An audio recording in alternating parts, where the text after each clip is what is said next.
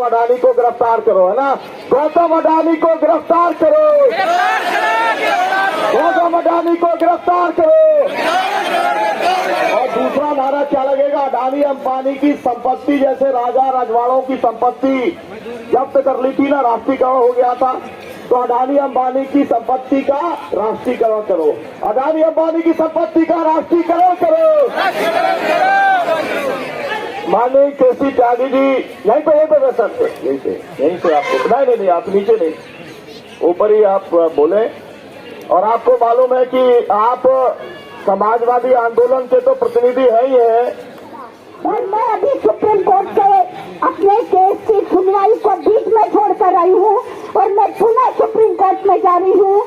जो छिंदवाड़ा जिले के साथी आए हैं, पुनर्वास नीति उनकी लागू की जाए और हमारा मुकदमा बहुत मजबूत है और न्यायपालिका से हमें पूरी आशा है कि वो गरीबों के पक्ष में जरूर फैसला करेंगे।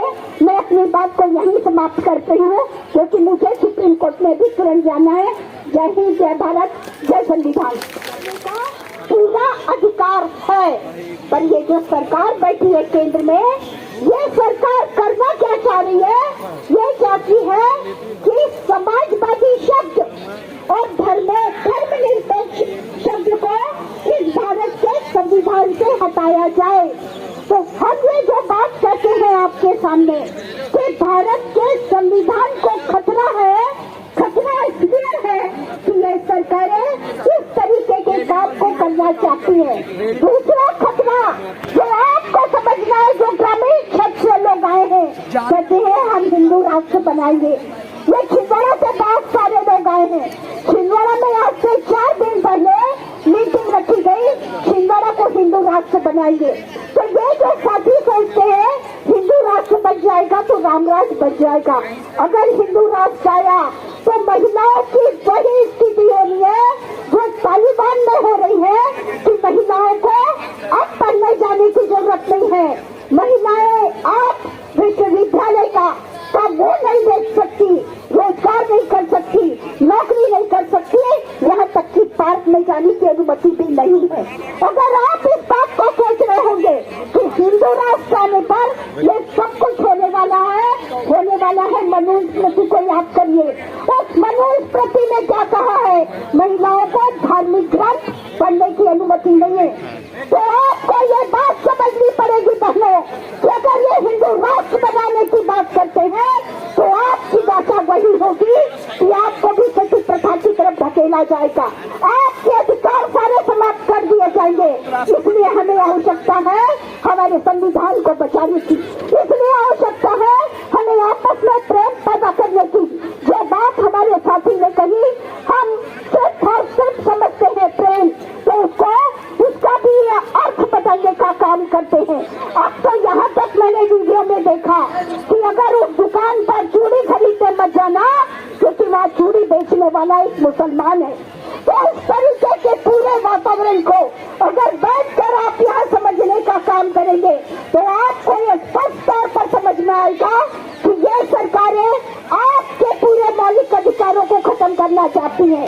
ये जन कल्याणकारी सरकारें जो है, ये जन कल्याण का काम न करके स्टेज पे बैठे हुए जितने भी गुणी व्यक्तिजन हैं, हमारी एक और दीदी मेधा पाटकर जी भी यहाँ हैं, और उनका ये जो आंदोलन है कि नफरत छोड़ो संविधान बचाओ, इसका मैं पूरी तरह समर्थन करता हूँ। देखिए, हम लोग भी पश्चिम बंगाल में एक भूमि आंदोलन किए थे। वहां पर नंदीग्राम और सिंगूर में भूमि बचा लिया गया, किसानों को उनकी भूमि वापस मिली। लेकिन हर जगह ऐसा नहीं होता और ये जो अभी की सरकार है, उनकी जो कमियां हैं उसको छुपाने के लिए पूरे देश में एक नफरत का वातावरण फैलाया जा रहा है। इसके खिलाफ आवाज उठाना बहुत जरूरी है। हम लोग कश्मीर से कन्याकुमारी तक एक है, लेकिन साथ साथ अरब महासागर से लेकर गंगा सागर से तक भी एक है। तो हम लोग वो कहते हैं कि इस वाणी को बुलंद करने आए हैं कि पूरे देश में हम लोग एक हैं, एक है। आवाज दो, बहुत बहुत शुक्रिया। मैं बहुत अपनी बात को बहुत लंबी नहीं करूंगा, लेकिन नफरत को छोड़ना होगा तो नफरत छोड़ना किस चीज से होगा? नफरत को प्रेम से काटना होगा। इसलिए हमारे एक उर्दू के शायर हैं मंजर भोपाली, और उन्होंने बहुत अच्छी एक गीत रखी है कि हमारे देश की पहचान क्या चीज है। हमारी देश की पहचान गंगा से है, और उन्होंने गंगा पर एक बहुत अच्छी नज़म लिखी है।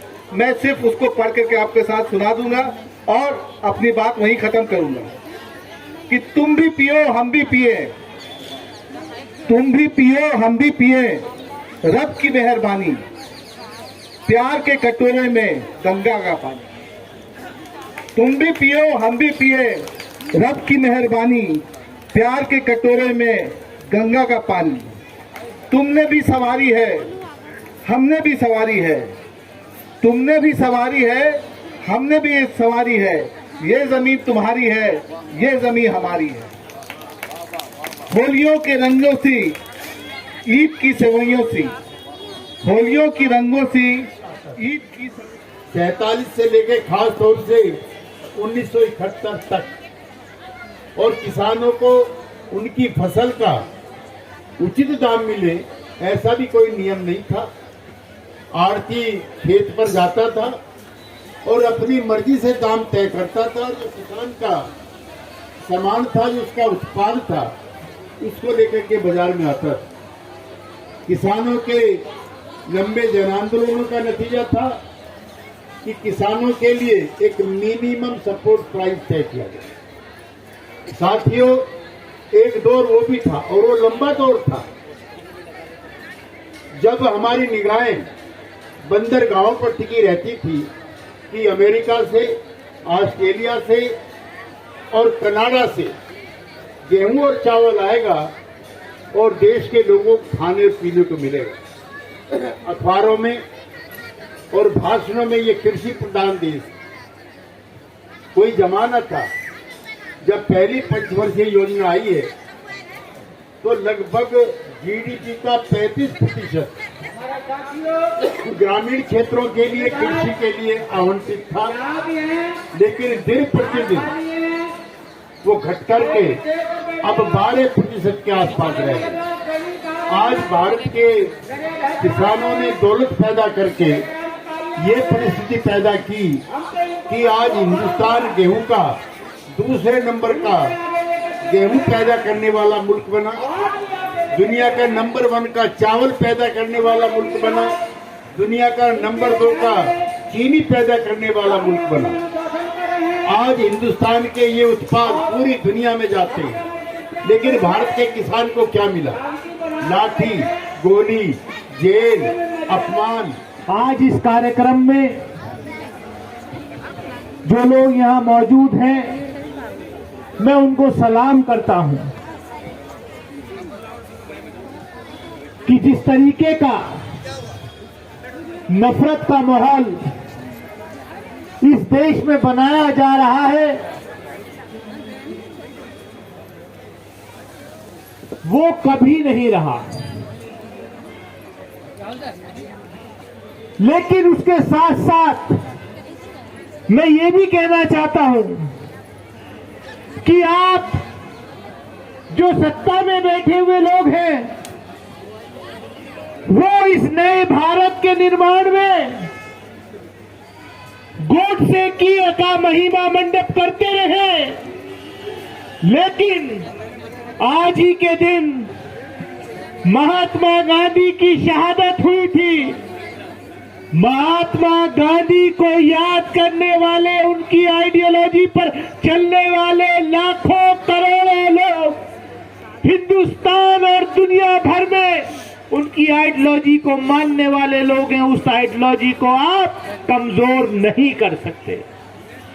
मैं कहना चाहता हूं कि देश में जिस तरीके से सरकारी संरक्षण में इस देश में नफरत फैलाई जा रही है, वो बहुत सोची समझी साजिश है।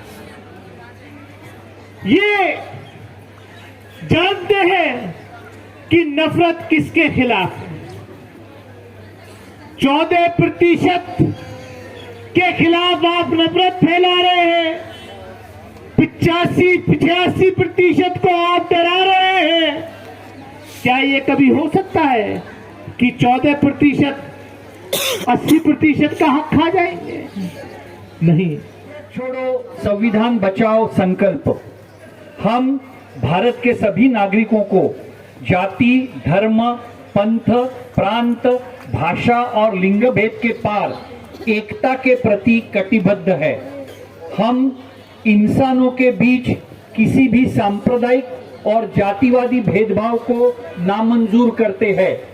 हम संवैधानिक अधिकारों के साथ समता और न्याय की ओर भारत को ले जाएंगे। हमें सांप्रदायिक और जाति आधारित हिंसा नहीं, अहिंसा ही बरकरार रखनी है। हम राजनीति में धर्मनिरपेक्षता और समाज में सर्वधर्म समभाव के साथ आगे बढ़ेंगे।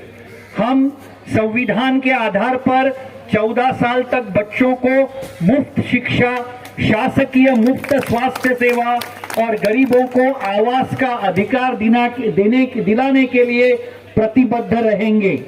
हम नई शिक्षा नीति पर पुनर्विचार चाहते हैं और निजी शिक्षा संस्थानों से लूट का विरोध करते हैं।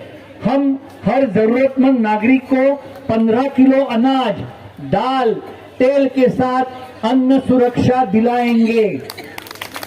किसानों को हर प्राकृतिक उपज का उचित दाम, 1 रुपया लागत पर 1.5 रुपया दाम देने के लिए कानून लाना चाहते हैं। हम किसानों को संपूर्ण कर्ज मुक्ति का कानून भी लाना चाहते हैं। हम फसल बीमा से हो रही लूट का विरोध तथा किसानों के हर नुकसान की भरपाई की मांग करते हैं। हम महिला किसानों को ऋण पुस्तिका और क्रेडिट कार्ड में स्थान और सम्मान देने की मांग करते हैं। हम महिलाओं पर हो रहे अत्याचार का धिक्कार और संपूर्ण सुरक्षा और दिलाने के लिए संकल्पित रहेंगे। बिल्किस बानो के अपराधी बलात्कारियों को सजा हो, यह हमारी मांग है। हम LGBTQ+ समुदाय के खिलाफ भेदभाव को नकारते हैं और उत्पीड़न का विरोध करते हैं। हम लव जिहाद और धर्मांतर विरोध पर लाए गए कानूनों का विरोध करते हैं।